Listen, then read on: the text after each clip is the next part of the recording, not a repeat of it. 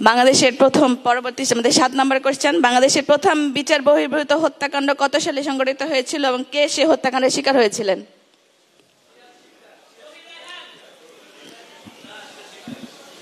বিচার বহির্ভূত হত্যাকাণ্ড, জহির আরো আগে, কে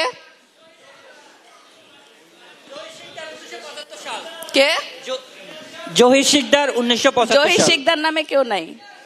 সিরাজ শিকদার 1975 সাল। একজন বলেন। সিরাজ শিকদার 1975 সাল।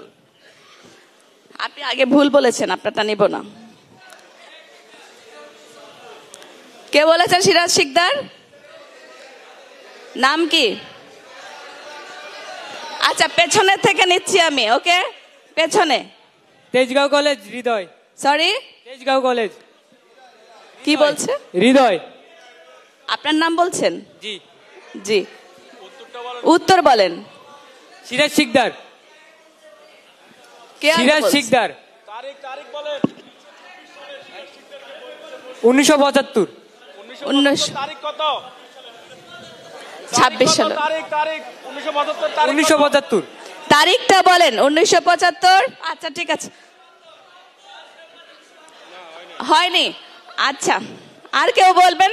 আচ্ছা, আর কেউ হাত তুলে তারিখ সব বলতে পারবে? ঠিক আছে, আমরা এটা কাউকে, অনেকে এটার উত্তর দিতে পেরেছে একটা, আমরা এটাকে ক্রস দিচ্ছি।